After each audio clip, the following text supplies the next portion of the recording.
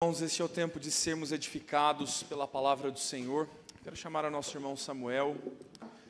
Nunca se viu um evangelista trabalhar tanto, irmãos. Estão gastando todos os sermões. Vai terminar a primeira Reis primeiro do que eu vou terminar João. Muito bem, vamos ser conduzidos. Boa noite, irmãos. Que a graça e a paz do nosso Senhor Jesus seja sobre nós. Abra sua Bíblia comigo no primeiro livro dos Reis, capítulo de número 1.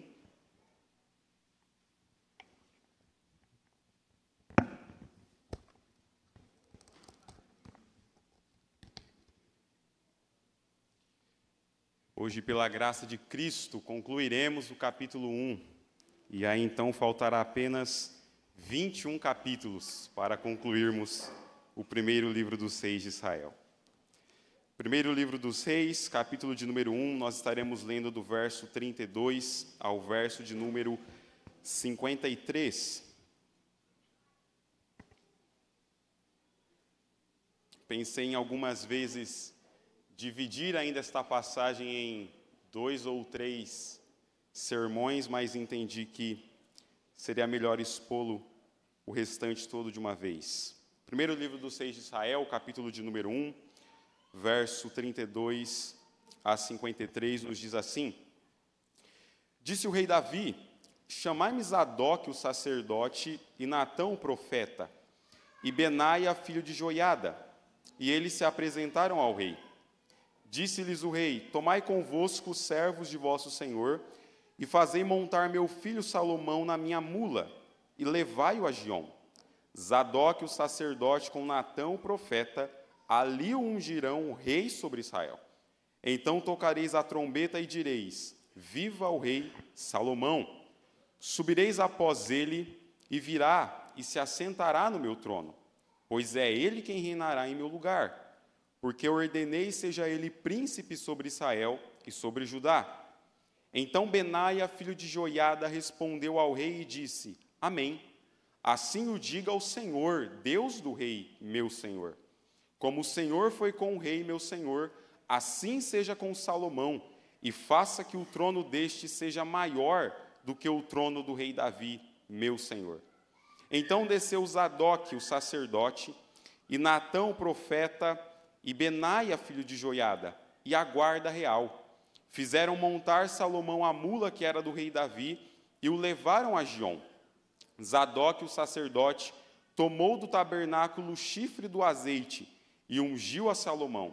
Tocaram a trombeta, e todo o povo exclamou: Viva o rei Salomão! Após ele, subiu todo o povo, tocando gaitas e alegrando-se com grande alegria, de maneira que com o seu clamor parecia fender-se a terra. Adonias e todos os convidados que com ele estavam o ouviram, quando acabavam de comer. Também Joabe ouviu o sonido das trombetas e disse: Que significa esse ruído de cidade alvoroçada?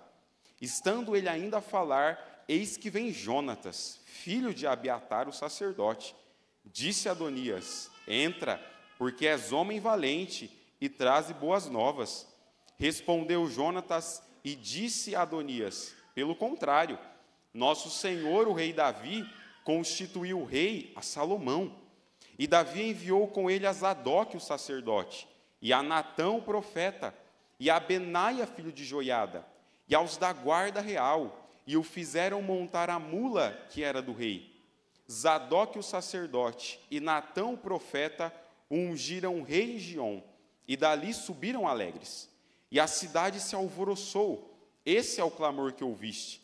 Também Salomão já está assentado no trono do reino. Ademais, os oficiais do rei Davi vieram congratular-se com ele e disseram: Faça teu Deus que o nome de Salomão seja mais célebre do que o teu nome, e faça que o seu trono seja maior do que o teu trono. E o rei se inclinou sobre o leito. Também disse o rei assim: Bendito o Senhor, Deus de Israel, que deu hoje quem se assente no meu trono, vendo os meus próprios olhos. Então estremeceram e se levantaram todos os convidados que estavam com Adonias, e todos se foram, tomando cada um seu caminho. Porém Adonias Temendo a Salomão, levantou-se, foi e pegou nas pontas do altar.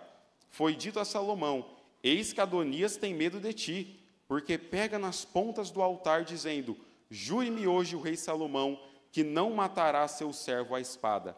Respondeu Salomão: se for homem de bem, nenhum de seus cabelos cairá em terra. Porém, se achar nele maldade, morrerá. Enviou o rei Salomão mensageiros e o fizeram descer do altar. Então veio ele e se prostrou perante o rei Salomão, e este lhe disse: vai para a tua casa. Amém? Vamos orar mais uma vez, queridos? Senhor, nós te louvamos, exaltamos e bendizemos o teu nome, ó Cristo, porque a sua palavra nos é revelada nessa noite. Nós temos a grata oportunidade, ó Deus, de tê-la como refrigério e como bússola que conduz o nosso caminho.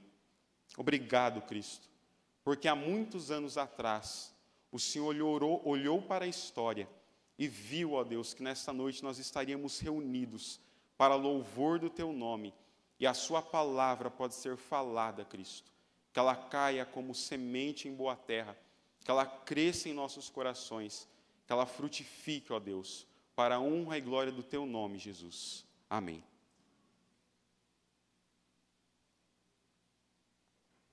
Queridos, havia uma antiga expressão no Oriente Médio que dizia: o rei está morto, viva o rei. Parece um tanto contraditório. Como assim, o rei está morto, viva o rei? Vida e morte não cabem na mesma frase. Você iria a um funeral e diria para a família enlutada que Deus dê vida longa ao defunto? Parece algo contraditório essa expressão. Mas ela significava que, mesmo com a morte do rei, o reino continuaria adiante. Por isso, viva o rei. Mesmo que o rei estivesse morto, o seu reino teria um legado, teria uma continuidade. Nós vimos no sermão passado, aqui no primeiro livro de Reis, como Batseba encerra dizendo: viva o rei, meu senhor.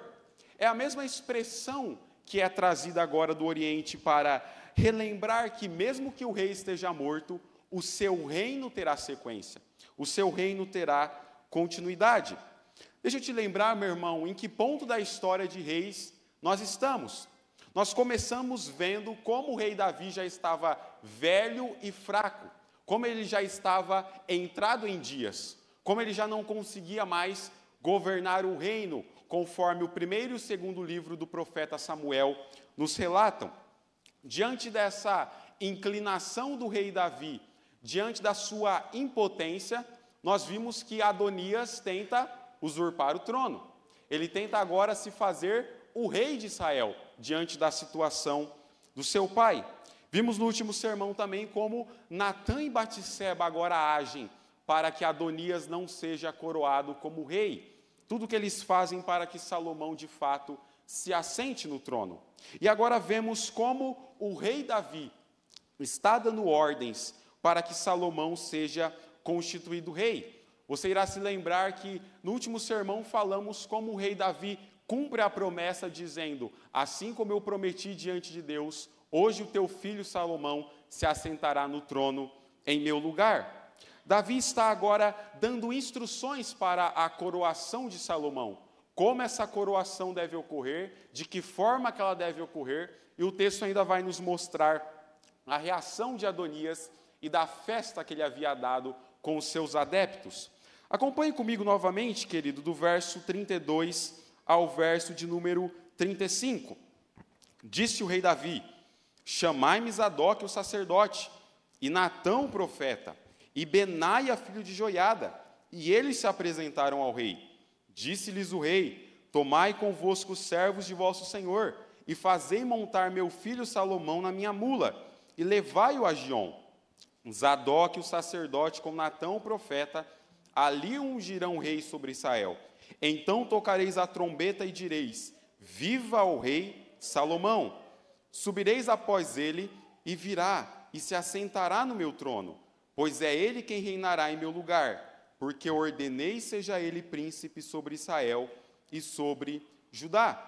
Davi começa, queridos, a dar ordens de como a coroação de Salomão deveria ocorrer. Parece uma figura um tanto distinta dos primeiros versículos que lemos, quando Davi está impotente, não consegue se aquecer, o texto vai narrar. E agora ele está dando ordens de como a coroação de Salomão deveria ocorrer.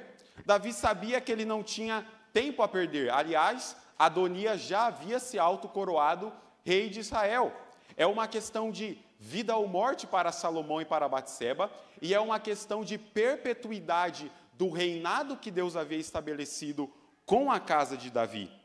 Davi, então, convoca o sacerdote, convoca o profeta e convoca o representante do seu reino para que a coroação seja feita. E ele vai dar 3 instruções iniciais para que Salomão seja, então, coroado como rei de Israel. Primeiro de tudo, Salomão iria montar na mula real, podemos assim dizer. Montar na mula que pertencia ao rei era um símbolo do reinado que começava a se estabelecer. Era como se o rei do Reino Unido, meu irmão, estivesse andando na sua carruagem real, ou o presidente americano voando no Air Force One, o avião do presidente dos Estados Unidos. Não era algo comum de se ver todo dia. Não era todas as vezes que você via o rei montado na mula que lhe pertencia. Era algo feito de forma extraordinária, de forma especial, para que a coroação de um rei acontecesse. Montar na mula que pertencia ao rei Davi era um símbolo do ofício real. Era um símbolo de que o novo rei estava começando a reinar sobre o povo de Deus. Depois disso, Salomão seria ungido como rei.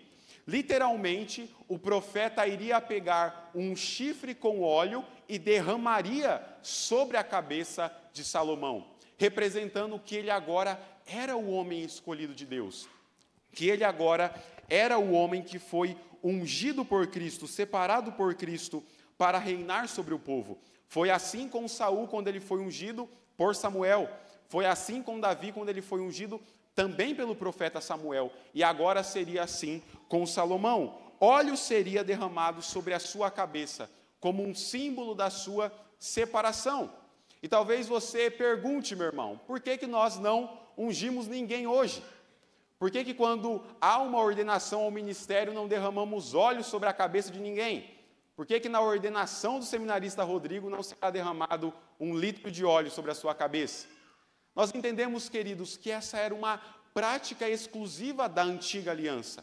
Era um símbolo da lei mosaica para uma representação que Deus tinha com aquele povo naquele período da história.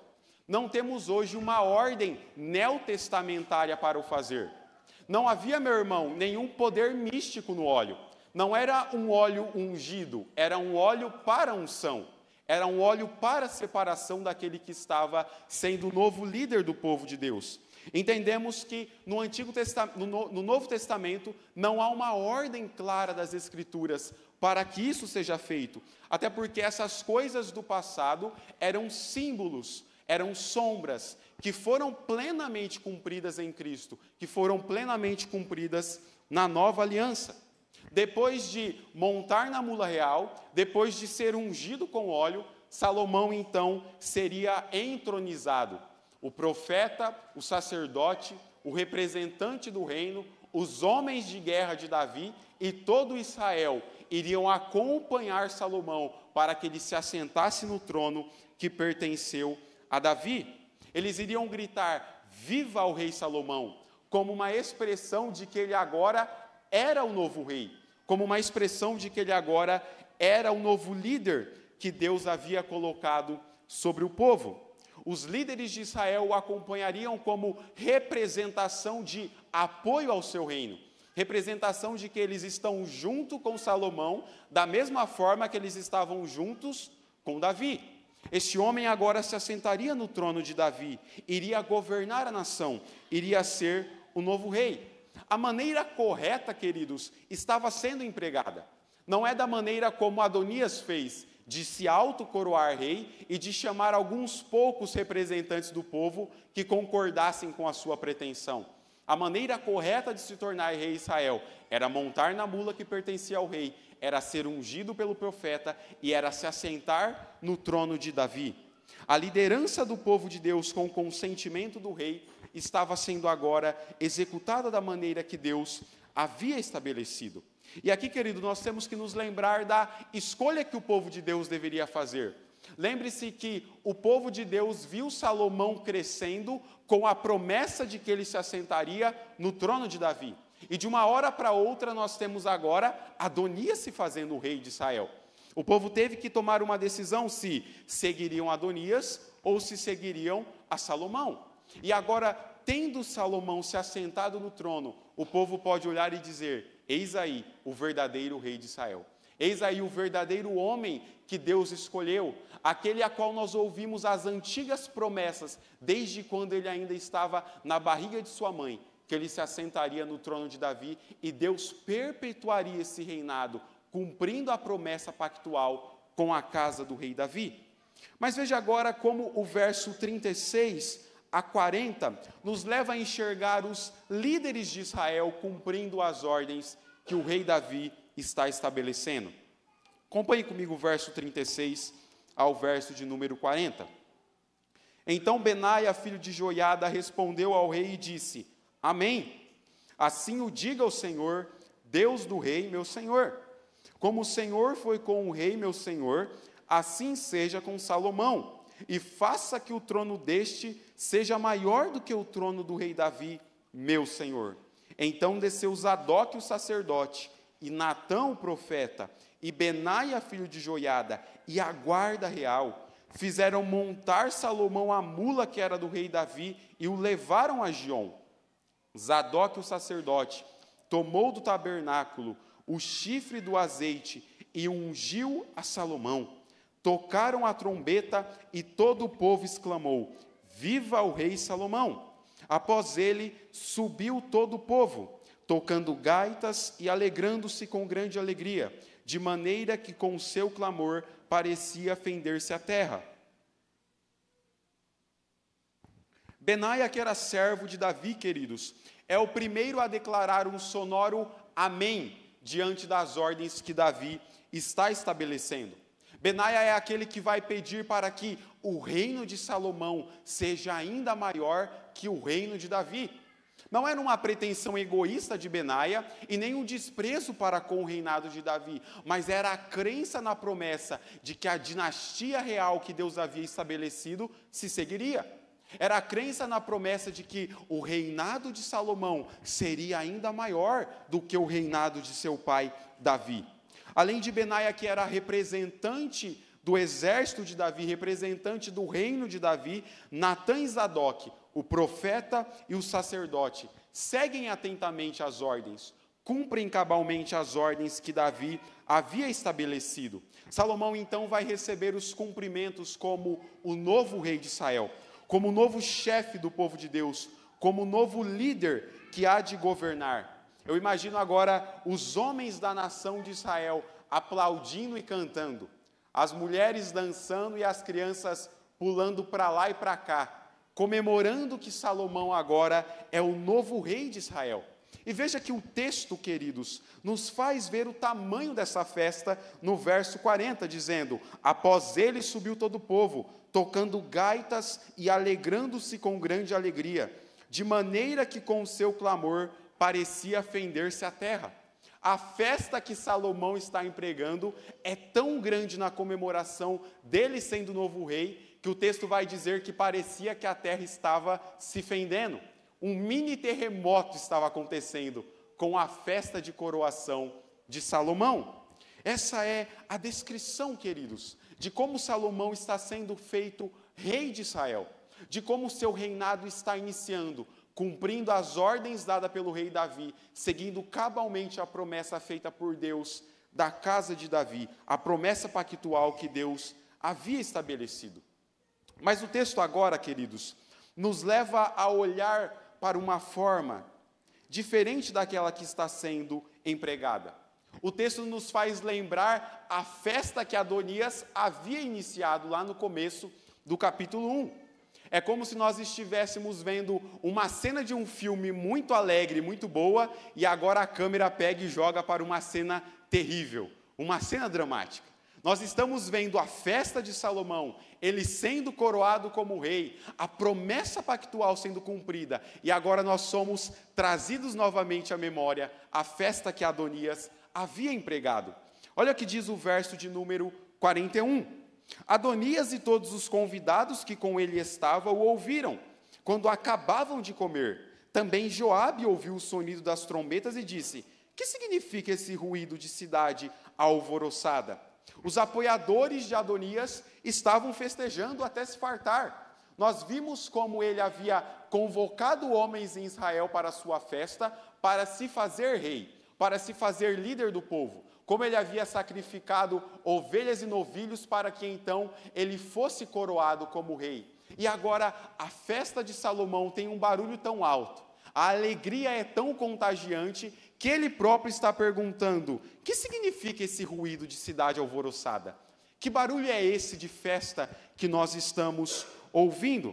Conforme a festa de Adonias ia passando, o ânimo do povo também ia passando. Eles conseguem agora ouvir uma festa a quilômetros de distância. Uma festa que está acontecendo da coroação de Salomão. Nós temos aqui, queridos, o que é chamado na literatura de ironia dramática. Uma ironia dramática é quando o leitor está lendo o texto e ele sabe o que está acontecendo, mas o personagem do texto não. Nós sabemos o que está acontecendo. Sabemos o que é esse barulho de cidade alvoroçada, mas Adonias não sabe.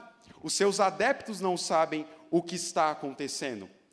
Veja então o que diz o verso de número 42 ao verso de número 46.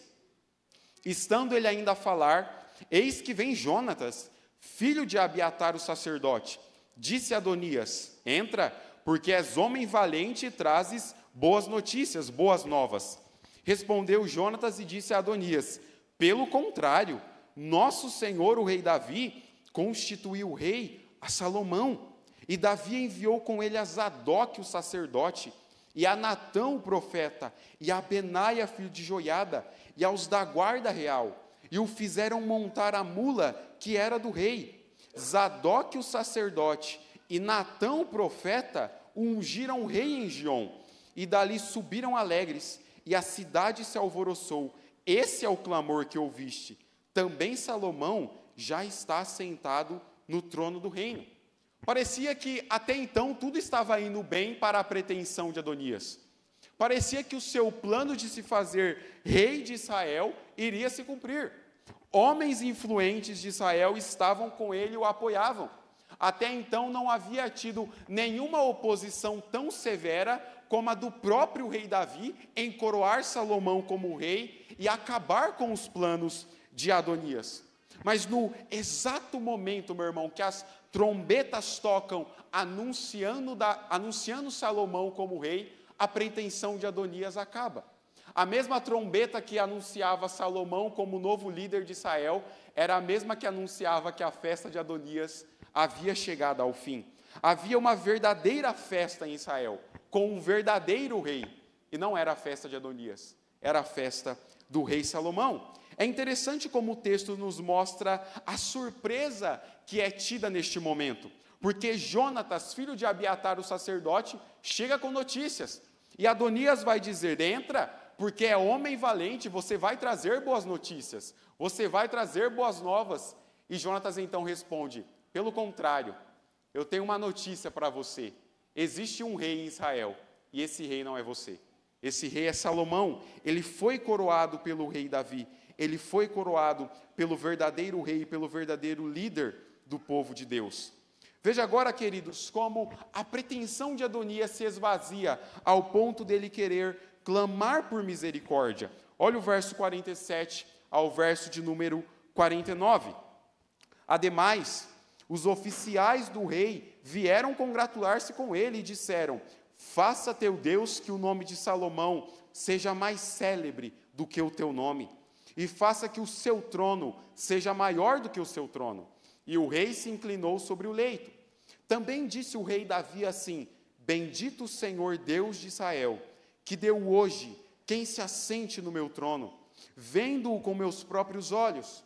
Então estremeceram e se levantaram todos os convidados que estavam com Adonias, e todos se foram, tomando cada um o seu caminho. Para piorar a situação de Adonias, o próprio rei Davi declarou publicamente quem era o novo rei. O próprio rei Davi louva a Deus dizendo: bendito seja o Deus de Israel, que fez que alguém se assentasse no meu trono, e os meus olhos agora pudessem ver este rei se assentando, pudessem ver essa promessa se cumprindo. É interessante, queridos, imaginar a vergonha dos convidados de Adonias. Imagine que você faz parte da festa de Adonias. Você está lá comendo e bebendo, pensando que ele agora é o novo rei. E de repente chega a notícia: olha, o rei Davi colocou outra pessoa no trono. E ele não será rei daqui um mês. Ele não será rei daqui um ano. Ele já é o rei. Ele se assentou sobre o trono. Ele foi ungido pelo sacerdote. Imagine a vergonha daqueles que estavam com Adonias. E o texto diz que os convidados foram, cada um, tomando a sua casa. Sabe aquele convidado que vai saindo de fininho da festa? É os convidados de Adonias. Cada um estão agora tomando seu caminho, indo para a casa pensando: nós estávamos numa festa real, mas era uma festa fake. Era uma falsa festa do rei de Israel. A verdadeira festa está acontecendo por ordem do rei Davi. Mas agora, queridos, o destino de Adonias está nas mãos de Salomão. A sua vida, o texto mostra, está diante da decisão que Salomão irá tomar. Veja o que diz o verso 50 a 53. Porém, Adonias, temendo a Salomão, levantou-se, foi e pegou nas pontas do altar. Foi dito a Salomão: eis que Adonias tem medo de ti, porque pega nas pontas do altar, dizendo: jure-me hoje o rei Salomão, que não matará seu servo à espada. Respondeu Salomão: se for homem de bem, nenhum de seus cabelos cairá em terra. Porém, se achar nele maldade, morrerá. Então enviou o rei Salomão mensageiros, e o fizeram descer do altar. Então veio ele e se prostrou perante o rei Salomão, e este lhe disse: vai para a tua casa. Adonias, temendo pela sua vida, sai da sua festa o mais rapidamente, corre até o altar e segura nas pontas. O altar havia 4 pontas aonde as pessoas podiam segurar nelas quando cometessem algum homicídio culposo, quando cometessem algum assassinato não intencional. Adonias está correndo e segurando nas pontas do altar como um pedido de súplica. Quem sabe Salomão olhe para mim segurando nas pontas do altar onde os sacrifícios são feitos e tenha misericórdia de mim. Talvez essa foi a ideia mais imediata que Adonias teve no momento. Tentar correr e salvar a sua vida. Ele tentou tomar o trono que pertencia a Salomão. Ele tentou se fazer rei, mesmo sem possuir a promessa. E talvez a ideia mais próxima agora é: vou tentar correr e salvar a minha vida. Com toda certeza, Salomão me matará. Com toda certeza, ele irá tirar a minha vida. Salomão dá uma segunda chance para Adonias. O texto vai narrar que Salomão diz que se Adonias for homem de bem, se nele não se achar nenhuma culpa, ele viverá. Tanto é que Adonias vem e se prostra perante Salomão, e este lhe diz: vai para a tua casa. Salomão não tem nenhuma pretensão em executar vingança sobre Adonias, porque a vingança pertence ao Senhor. Deixe que o rei de Israel faça vingança. Pense nisso, meu irmão. Você teria misericórdia de alguém que está tentando tomar o seu trono? Você teria misericórdia de alguém que está tentando dar literalmente um golpe de estado e possuir a promessa que era sua? Salomão está exercendo misericórdia. Ele poderia, querido, simplesmente pegar uma espada e decapitar o seu irmão Adonias ali mesmo no altar. Mas ele não faz. Ele exerce misericórdia. Ele coloca Adonias em liberdade condicional. Se você for homem de bem, nenhum mal lhe ocorrerá. Se você seguir agora os preceitos fiéis, se você agora for um súdito do reino que está estabelecido, seguir as ordenanças de Cristo, nenhum mal ocorrerá sobre você. Nenhum mal chegará à sua casa. Era a pretensão de Adonias, queridos, que estava sendo colocada abaixo. a sua pretensão de se fazer rei, a sua pretensão de se fazer líder, e agora Salomão está dizendo: eu não tenho nada com isto. É Deus quem irá vingar o seu povo. Vá para a sua casa, seja um homem de bem, e nenhum mal irá te acontecer, nenhum mal lhe sobrevirá. Podemos, queridos, tirar algumas boas aplicações deste texto para a nossa vida. Como disse no sermão passado, que vimos sobre Natã e Batseba, o grande desafio de olharmos para textos históricos como esse é não pensar que eles não têm nada a ver com nós. É não pensar que eles não têm lições a nos ensinar.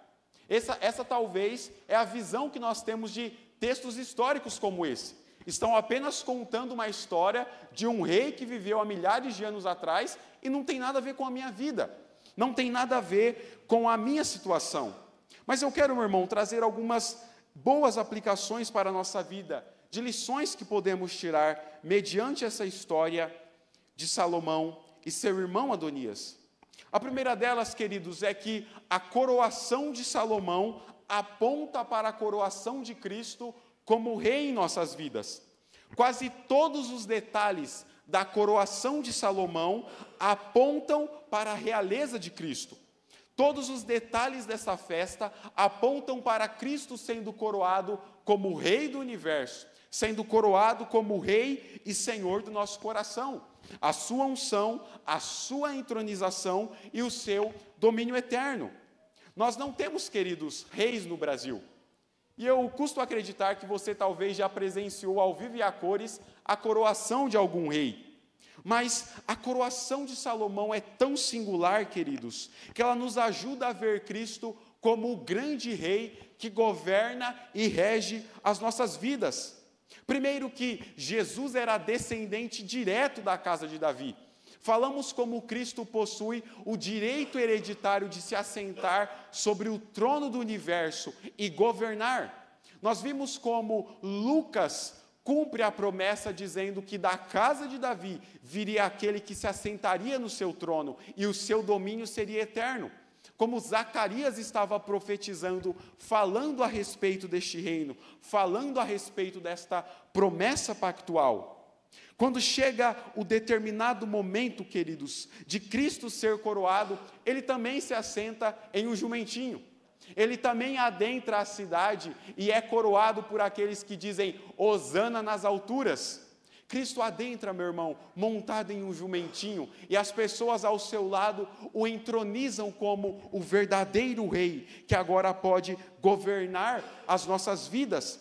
O texto vai narrar dizendo que os povos gritavam, Hosana, bendito o que vem em nome do Senhor Jesus. Cristo está sendo entronizado, ele está sendo coroado, cumprindo a profecia de Zacarias sobre a sua entrada triunfal, uma manifestação pública e visível, meu irmão, do reinado que Cristo possui sobre o meu e sobre o seu coração. Mas além de entrar, meu irmão, montado em um jumentinho, Cristo também foi ungido. Não foi ungido com óleo sobre a cabeça, tal qual Salomão, mas foi ungido, meu irmão, pelo próprio Espírito Santo que desce sobre ele em forma corpórea de pomba. E o texto vai narrar que Cristo depois diz, o Espírito do Senhor está sobre mim, pelo que ele me ungiu. Aliás, meu irmão, o nome Cristo significa literalmente o ungido. Cristo foi ungido como o Rei dos nossos corações. Cristo foi ungido como Senhor do universo. Cristo foi ungido como soberano das nossas vidas. E finalmente, meu irmão, Cristo também é entronizado, assentando-se à destra de Deus Pai, no trono do universo. Quando Cristo ressurge dos mortos, ele diz, todo o poder me foi dado nos céus e na terra. Cristo agora, da mesma forma que Salomão, está sendo entronizado para ter domínio sobre tudo e sobre todos. Mas diferente de Salomão, meu irmão, com Cristo acontece o que nunca aconteceu com nenhum rei. Ele primeiro se sacrifica pelo seu povo. Ele primeiro morre pelos súditos do seu reino. Ele primeiro, meu irmão, antes de assumir o reinado, antes de assumir o trono, ele morre para aqueles que lhe pertencem. Ele primeiro se sacrifica pelo seu povo. E essa é a beleza e a superioridade do reino de Cristo. Aliás, qual reino iria colocar o seu rei para se sacrificar? A ideia de um reinado é justamente proteger o rei. Você já jogou xadrez alguma vez? Qual que é o princípio do xadrez? Proteja o rei a todo custo. Se o rei morre, o jogo acaba. Mas Cristo é o oposto, meu irmão. Antes de ser entronizado, antes de ser coroado, antes, meu irmão, dele possuir o reinado pleno e completo, ele primeiro morre pelos seus súditos. Ele não é como Salomão, que está agora vendo Adonias tentando se fazer rei e está passível. Ele agora está morrendo pelo povo que lhe pertence. A superioridade do reino de Cristo advém do fato de que os seus súditos têm vida por meio da sua morte. Conta-se uma história, meu irmão, durante a Segunda Guerra Mundial, no famoso dia D, o dia que os aliados iriam chegar na Normandia, uma região da França, tentando pôr fim à Segunda Guerra Mundial, que o primeiro-ministro do Reino Unido, Winston Churchill, havia dito que ele iria para o meio da guerra. Ele iria, junto com os soldados do Reino Unido, ver aquele domínio na região francesa.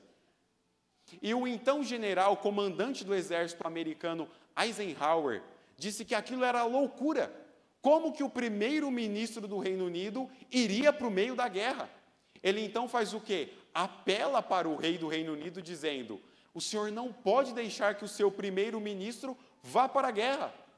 Se ele morre, inicia-se uma guerra política no Reino Unido. E o que nós menos precisamos é de uma guerra política em meio a uma guerra mundial. O rei do Reino Unido então diz para Churchill: se você for para o meio da guerra, eu também irei. Se você for ver os soldados invadindo a região francesa, eu também irei e verei. E isso fez com que Churchill recuasse. Ele não poderia colocar a vida do rei do Reino Unido em jogo. Ele não poderia colocar a vida do rei em perigo. Mas Cristo fez o oposto, meu irmão. Cristo não fugiu da missão que lhe foi dada. Cristo não correu da tarefa que lhe era proposta. Ele foi ao madeiro. Ele enfrentou o sacrifício. Ele levou sobre si o meu e o seu pecado. E essa é a beleza da superioridade do reinado de Cristo. Salomão reinou. E nós veremos durante todo o livro de Reis como o reinado de Salomão foi grande. Como o reinado de Salomão foi por vezes superior ao reinado de Davi. Mas nós não temos, meu irmão, capacidade de comparar o reinado de Salomão com o reinado de Cristo Jesus. Salomão fez, meu irmão, o que talvez Cristo jamais faria, que era se colocar em uma posição de privilégio. Cristo não fez isso. Ele morreu pelos súditos do seu reino. Ele se sacrificou por aqueles que lhe pertencem, e agora ele anuncia em todos os lugares, para todos os homens e todos os povos, que se arrependam e creiam. E aqueles que se arrependerem e crer serão feitos súditos desse reino, porque o seu sangue é suficiente para trazer o mais vil pecador para a grandeza do reino superior que lhe pertence. Você consegue enxergar, meu irmão, a beleza do reinado de Cristo? Você consegue enxergar a beleza de fazer parte deste reino, de ser súdito de Cristo e agora viver para apontar este reinado, falar sobre este rei, divulgar o seu evangelho, pregar a sua mensagem e fazer esse rei conhecido a todos os povos e em todos os lugares? Essa é a beleza, queridos, de fazermos parte de um reino que não é passageiro. O reino de Cristo não terá fim. O reino de Davi teve fim. O reino de Salomão teve fim. O reino de todos os reis de Israel teve fim. Mas o reino de Cristo é eterno. Nós cantamos essa noite que o reino de Cristo é eterno. E o seu reino, meu irmão, não acabará. O seu reino prosseguirá até que Cristo volte e todos os povos se ajoelhem perante Ele e proclamem que só Cristo é o Senhor das nossas vidas, que só Ele é o Rei do universo, entronizado com glória e com louvor. Mas além disso, querido, nós precisamos ver que, assim como Salomão exerceu misericórdia para com Adonias, Cristo exerceu misericórdia para com as nossas vidas. Nós falamos, queridos, sobre como Jesus é superior a toda a casa de Davi, e como seu reino é superior a todo o reino de Israel, a todo e qualquer rei que se levantou para governar o seu povo na antiga aliança. É de se admirar, meu irmão, que Salomão tenha dado uma segunda chance para Adonias. Eu volto a te perguntar, você teria dado uma segunda chance para este homem? Você teria, no calor do momento, exercido misericórdia para com aquele que está tentando tomar o seu trono? E talvez para nós, 2000 anos depois, seja fácil dizer, sim, Samuel, eu exerceria misericórdia com Adonias. Mas você grita, meu irmão, e xinga quando você bate o dedinho do seu pé na quina. Será que realmente exerceríamos misericórdia? Será que realmente seríamos como Salomão, olhando para o seu irmão e tendo misericórdia da sua vida? E nós admiramos Salomão por isso. Nós dizemos como Salomão é um homem bom, por ter tido graça sobre a vida de Adonias. Mas Jesus Cristo, meu irmão, também nos ofereceu uma segunda chance. Jesus Cristo também usou de misericórdia para com a nossa vida. E em seu reino superior, nós fomos chamados por meio dessa misericórdia, por meio dessa graça que nos alcançou. Aliás, meu irmão, nada do que eu ou você façamos pode merecer essa misericórdia. E é por isso que ela é misericórdia, porque nós não a merecemos. Cristo a deu sobre nós. Cristo quis exercer misericórdia sobre a sua vida, meu irmão. Cristo quis exercer graça sobre você. Ele quis dar este favor imerecido, mesmo que você não tivesse feito nada para isso. Cristo, meu irmão, é o Rei deste universo, que nos fez herdeiros, co-herdeiros das primazias celestiais que lhe pertenciam. Você já parou para pensar, meu irmão, como a doutrina bíblica da adoção nos entrega uma herança que não nos era própria? Quando Cristo nos adota como seus filhos, quando Deus nos recebe em seu reino, Ele agora nos faz co-herdeiro das mesmas bênçãos do seu Filho Jesus. Talvez seu coração, meu irmão, não consiga compreender isso. Você terá a mesma herança que Jesus Cristo. Você consegue olhar para isso como o maior sinal de graça de Deus sobre a sua vida?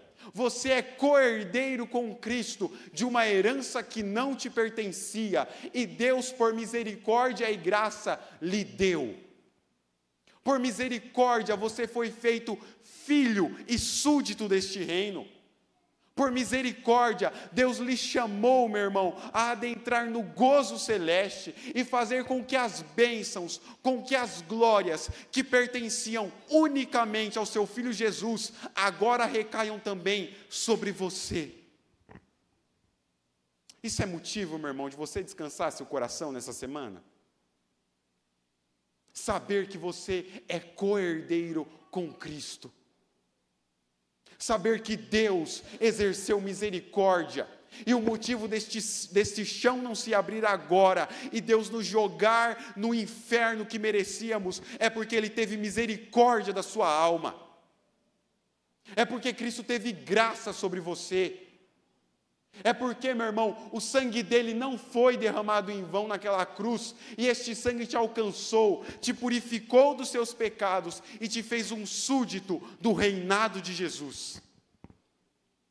Você consegue se lembrar isso durante as crises do seu coração? Você consegue se lembrar disso, meu irmão, quando o dia mal bate à tua porta, de que você é co-herdeiro com Cristo? De que você é súdito deste reino, de que talvez, meu irmão, sua conta bancária não esteja do jeito que você gostaria, de que talvez a sua viagem para a Europa vai ter que ser adiada novamente, de que talvez a saúde dos teus filhos não estejam como você gostaria. Você foi feito co-herdeiro, meu irmão. Você foi feito herdeiro das glórias que pertenciam a Jesus. Você acha que é pouco dividir a herança que era única e exclusiva de Cristo? Você acha que é pouco para a sua vida ter sido feito filho de Deus, de Cristo ter lhe adotado quando você merecia unicamente a santa e justa ira dele? Você acha que é pouco isso, meu irmão? E se não é pouco, crente, teu coração, meu irmão, não pode andar ansioso com as coisas dessa vida. Nós vimos hoje de manhã em nossa escola dominical como o apóstolo Paulo, escrevendo sua segunda carta a Timóteo, vai completar o ensino dizendo que ele combateu o bom combate, que ele completou a carreira e ele guardou a fé. Mas era Paulo, Samuel, sim, o Paulo que estava preso em uma masmorra romana, debaixo do chão, e iria ser logo em seguida decapitado. Mas Paulo tinha em vista, meu irmão, que ele foi feito co-herdeiro do reino de Deus. Paulo tinha em vista que a coroa da justiça seria dada a ele e a todos aqueles que aguardam fielmente o retorno de Cristo Jesus. Essa verdade se aplica a você? Essa verdade se aplica ao seu coração no dia mau, no dia da angústia, meu irmão. A beleza, queridos, deste texto é ver que diferente de Davi e diferente de Salomão, o nosso rei Jesus ainda vive. O nosso rei não está morto. Ele não terá, meu irmão, o seu reino usurpado por nenhum irmão. Ele não terá alguém tentando tomar a promessa que lhe pertence. A sua dinastia não tem fim. Isaías, no capítulo 9, no versos 6 e 7, o profeta messiânico vai nos dizer: porque um menino nos nasceu, um filho se nos deu, o governo está sobre os seus ombros, e o seu nome será Maravilhoso Conselheiro, Deus Forte, Pai da Eternidade, Príncipe da Paz, para que se aumente o seu governo e venha a paz sem fim sobre o trono de Davi e sobre o seu reino, para o estabelecer e o firmar mediante o juízo e a justiça, desde agora para todo sempre. Talvez você olhe, meu irmão, e pense que ser crente é pouca coisa. Talvez nosso coração, meu irmão, passe a semana pensando que ser cristão é pouca coisa.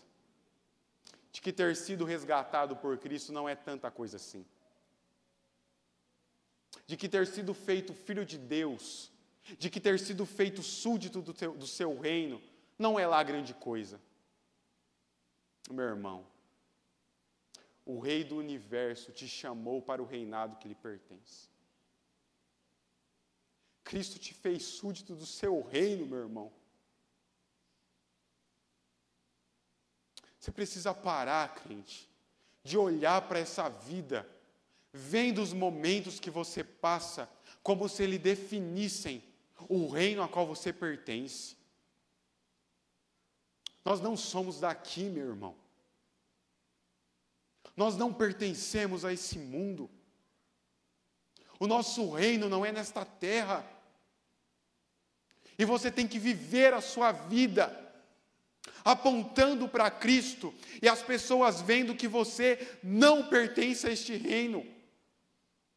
Seus colegas do trabalho têm que olhar e ver em você que você não pertence ao reino deste mundo, que você é súdito de um reino maior, que você pertence a um reino, meu irmão, que não tem fim, que não pode ser abalado. Sua vida tem que apontar para isso, meu irmão.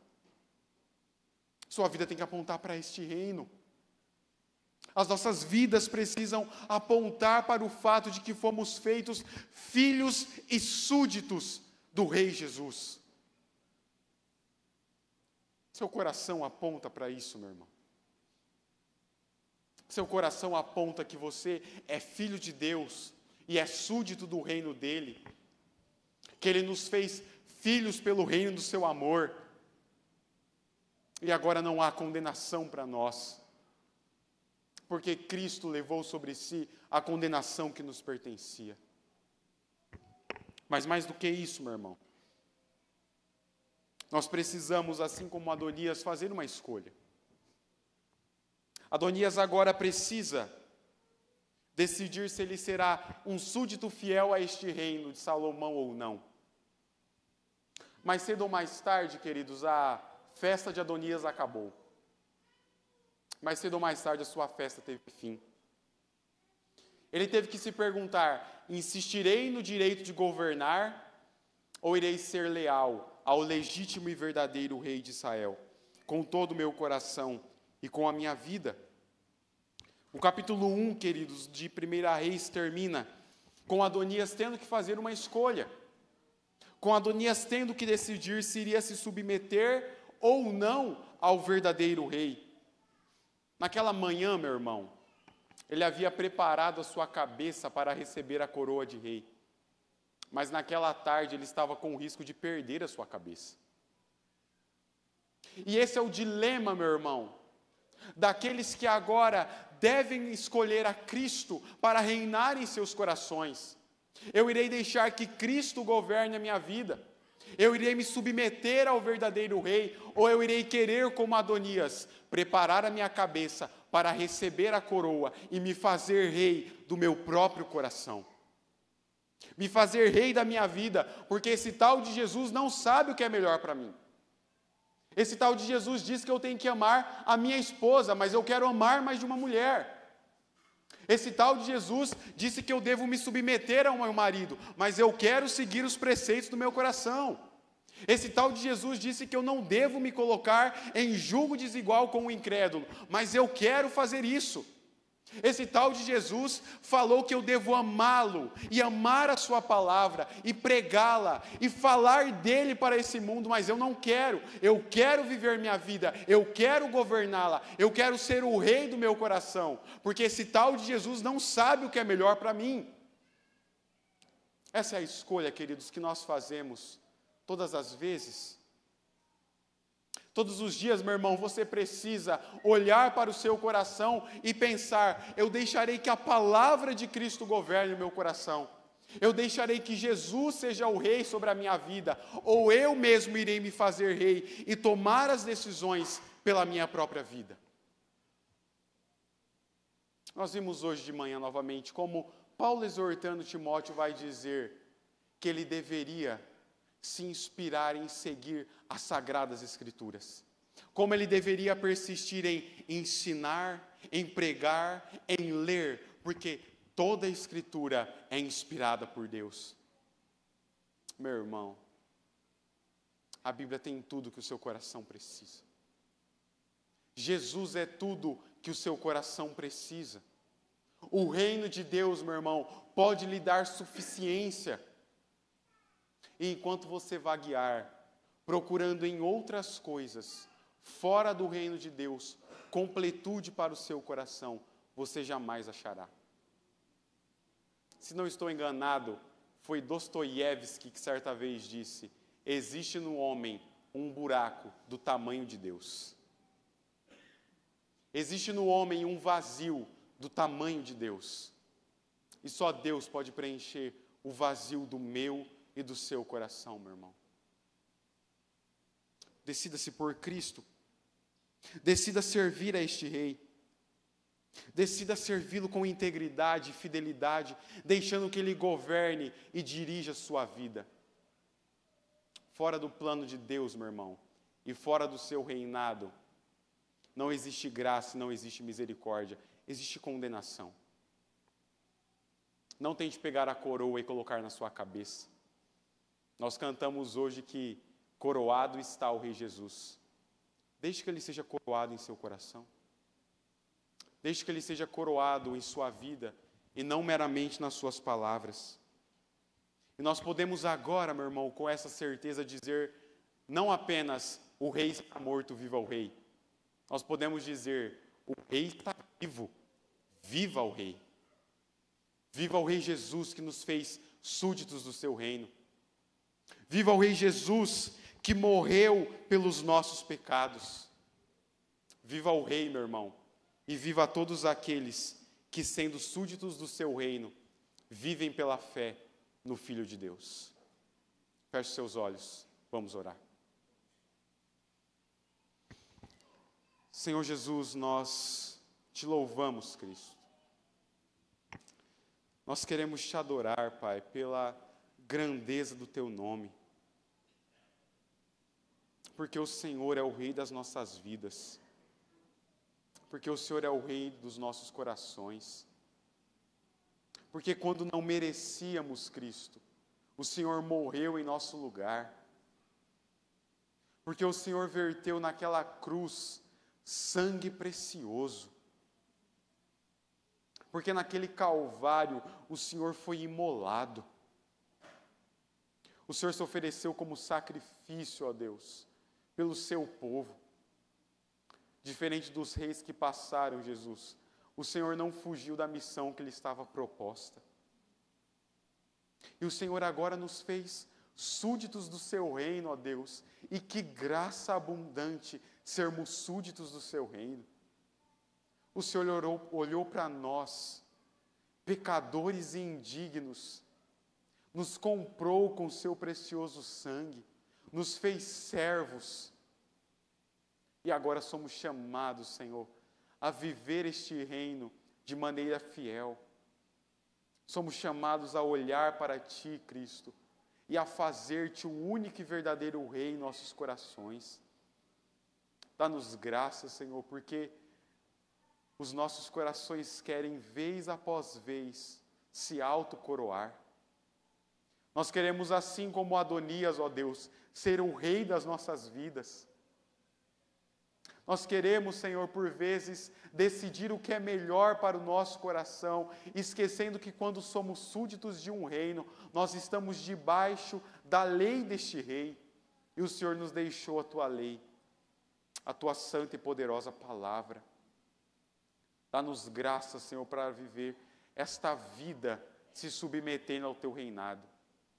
Dá-nos graça, Cristo, para que os nossos corações apontem para o reino eterno que fazemos parte.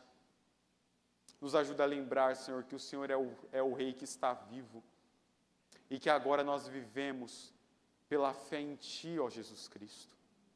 Que não fazemos parte de um reino passageiro, que não fazemos parte do reino deste mundo, mas que fazemos parte de um reino eterno que jamais terá fim.